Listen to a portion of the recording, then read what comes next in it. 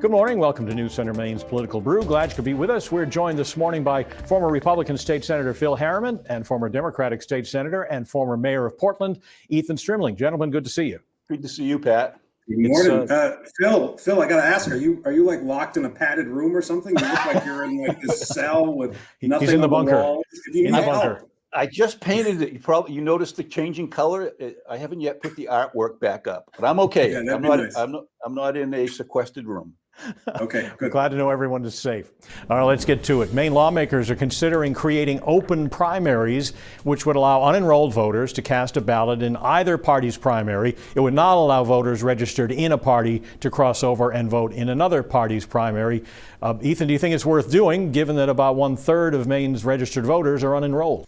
The problem is any independent in the state can already vote in either primary if they want to. All they have to do is register as a Democrat or register as a Republican. So I don't really see this as doing very much. And then you can switch back 90 days later. So if folks really want to try to figure out how to do good campaign reform to try to make sure that more people participate, let's get RCV in the governor's race. Let's get early voting going 30 days out. Let people come in and vote anytime they want in person, codify absentee ballots, have open registration for everybody. Those are ways you're really going to build participation.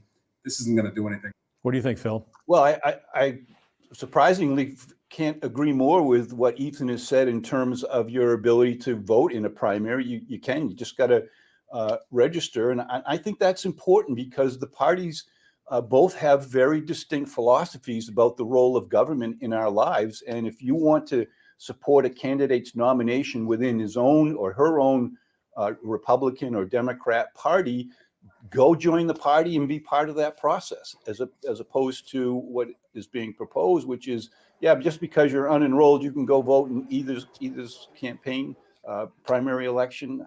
I don't know how that works in the long run. State Senator Bill Diamond this week introduced a bill to split off the Office of Child and Family Services from DHHS and make it a separate department with its own commissioner to better handle child abuse cases. The Mills administration has been pushing back. Phil, do you think this is a change that's needed? I don't. And I think I don't know this for a fact. I haven't spoken with Senator Diamond, but I suspect this came in through one of his constituents who had an experience with child services that wasn't optimal, if I can use that description. The governor and Senator Diamond are of the same party, so for them to have this as a piece of legislation to debate would be unnecessary if the governor agreed. And finally, I would just say that the commissioner of the Department of Health and Human Services has someone who has the authority to run that area of the department that reports to him or her. So I suspect this will get its day in the sun and probably be voted ought not to pass. Well, by way of background, I would interject that Senator Diamond attended the trials of the people involved in two recent cases of children who were killed while they were in state care. So he clearly feels very deeply about this and has been very vocal about it. Ethan, what do you think of his proposal? Yeah, I did speak to Senator Diamond a bit about this, and this is not just some constituent request. He has been doing this work since he got back to the legislature in 2004, I believe. Really trying to focus on the health and welfare of kids. And I think the point that he's trying to make is there are kids who are falling through the cracks, and some of the reason may be that our bureaucracy has simply gotten too big. And let's really try to create a focus where kids become front and center. We have had these reports from the ombudsman in the Health and Human Services division saying very clearly there are problems. There are kids out there who are being hurt. And I think what Senator Diamond is trying to do, which is a noble effort, is to try to say we have got to heighten this issue and get some folks who really just focus on this. The big bureaucracies in government, sometimes they create efficiencies that save money, but oftentimes people just fall through the cracks. Moving to another issue at the State House, Maine clearly needs more affordable housing, and there's a bill before lawmakers that would put an additional fee on wealthier people who own vacation homes here, but who spend less than 180 days actually living in those homes. There would be some exemptions, summer camps, and some income requirements. But Ethan, is this a good way to address this very real problem? Yeah, absolutely. It's a good way to address it in two ways. One, it raises revenue that's desperately needed for affordable housing, although I would encourage the legislature to take some of those revenues and let them go back into the communities where these vacation homes are being purchased, as opposed to just coming into the coffers of the state. And the other is that maybe it incentivized some folks to actually become permanent residents. We get a lot of folks saying, oh, I'm going to go to Florida, or claiming I'm going to go to Florida because I don't have to pay income tax here. Well, if we counterbalance that a little bit and say, you know what, if this is your vacation home, it is going to cost you more money. Maybe some of those folks will come back in another way. So I think it's a very good idea. I hope the legislature takes it seriously and gets it passed. I think this is a very poor idea. This is going to send yet another message of Maine's inhospitality to people who choose to have a vacation home here. If they're here for, sporadic times throughout the year, it means their children are not impacting the schools, they're not impacting the sewer systems and public works and so forth. They're paying property taxes already. To say that we're going to add an additional tax because you have a home here that you spend less than 6 months in, and we're going to use that money to go create housing for someone else, when the state of Maine already has the Maine State Housing Authority, it has bonding authority. The problem, I think, is that we've created so many obstacles to housing that the costs keep rising and people can't afford to live in them. I think we need to go in the other direction.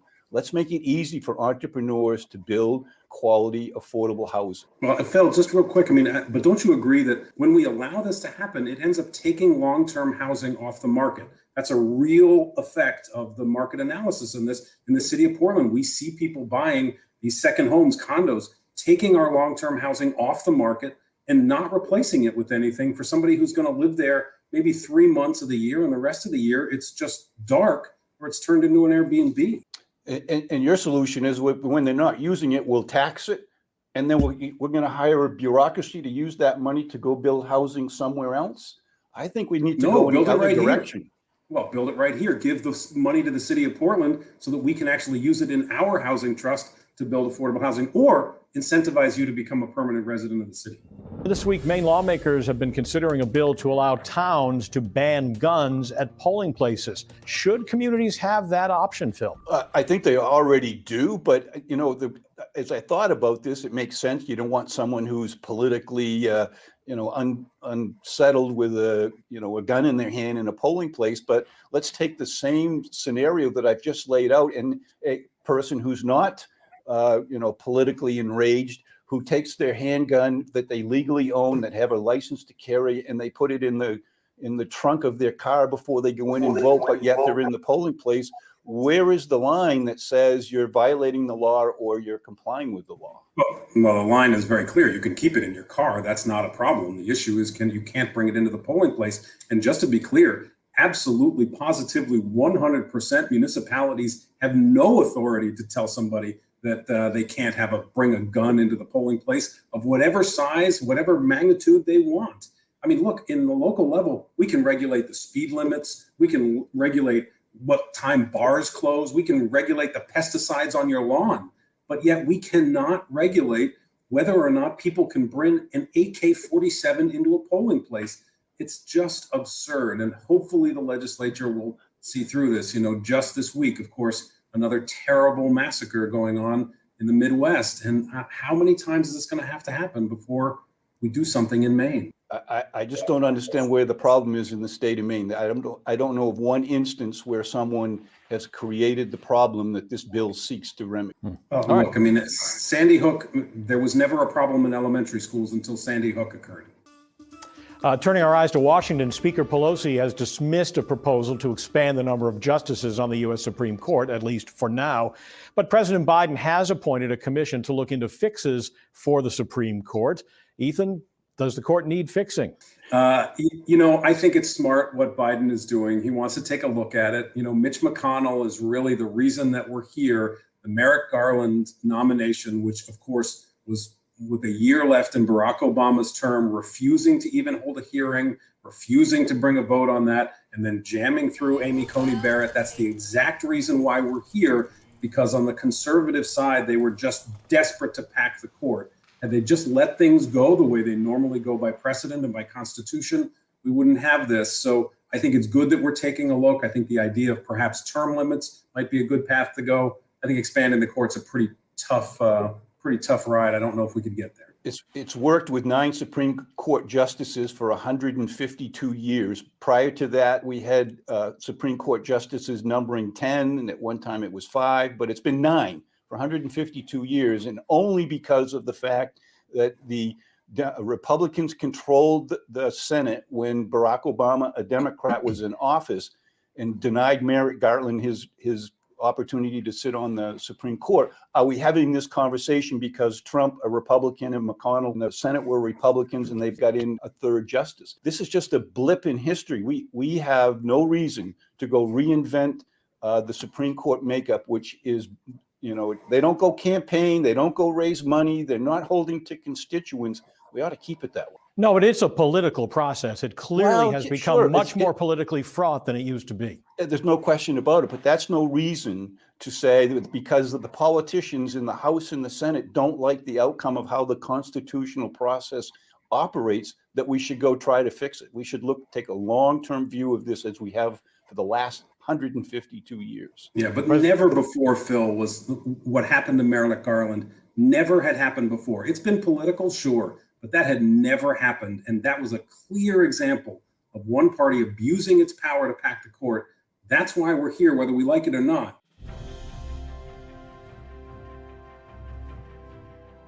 President Biden said this week that all U.S. troops will be out of Afghanistan by September 11th, which just happens to be the 20th anniversary of the terrorist attack that sparked America's longest war. It's time for American troops to come home. Phil, is this the right call?